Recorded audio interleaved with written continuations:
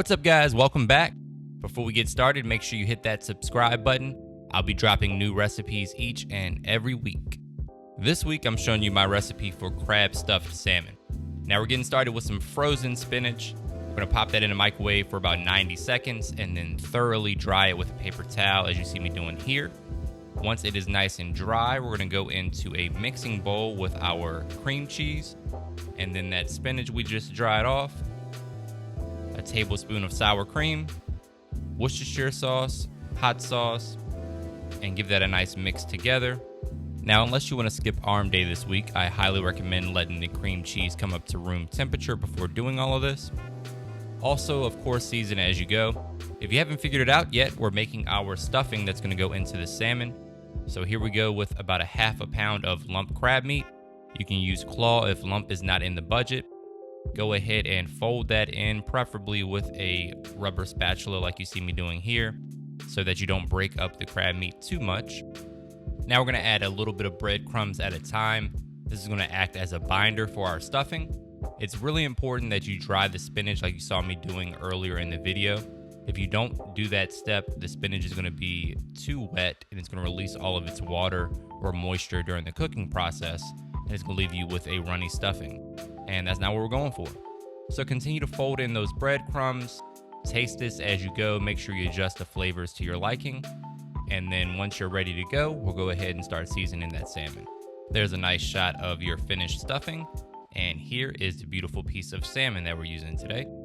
I'm going to season both sides with salt, pepper, garlic, Cajun seasoning, and a little chili powder. If you don't like the skin, you can remove it. I do like the skin, so I kept it on. Now you're going to get the sharpest knife that you have, or a box cutter. Just kidding, put the box cutter down. Go in there and make a nice incision. What we're basically doing right here is just creating a pocket that we're going to use to put our stuffing into the salmon. So just take your time, use your fingers, and make sure that you don't pierce through the skin.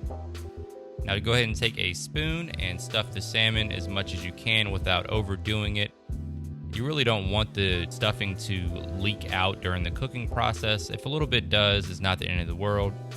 This is how mine looked after they're fully stuffed. Now we're going to go ahead and get our skillet hot, add some high smoke point cooking oil, and then we're going to place the salmon in skin side down first so Gordon Ramsay doesn't kick your ass out of the kitchen. After about a minute or so, your skin should be nice and crispy, at which point you can go ahead and flip the salmon as you see me doing right here. After about another 60 seconds, go ahead and flip it back over so the flesh side is up. And we're going to add a little bit more flavor by adding some butter and basting the salmon. Now, after you finish basting the salmon, take a quick second to stand back and admire your beautiful work. After you've done that, pop the salmon into the oven at 400 degrees for about 10 to 15 minutes, or until the salmon reaches about 130 degrees internal temperature. At that point, the salmon is done to my liking, but please cook it as much as you'd like. Here's a look at our finished product on a cutting board and on a plate. You can see how beautiful it looks here. I'm going to give you guys a trademark money shot. I plated this up with some mashed purple potatoes, some roasted asparagus, and a Cajun cream sauce. Feel free to plate this up with whatever side dishes you like. Now for the fun part, I get to try this. Actually, you know what? I'm gonna go sit down. That was delicious. Hope you guys enjoy. Please take a second to subscribe.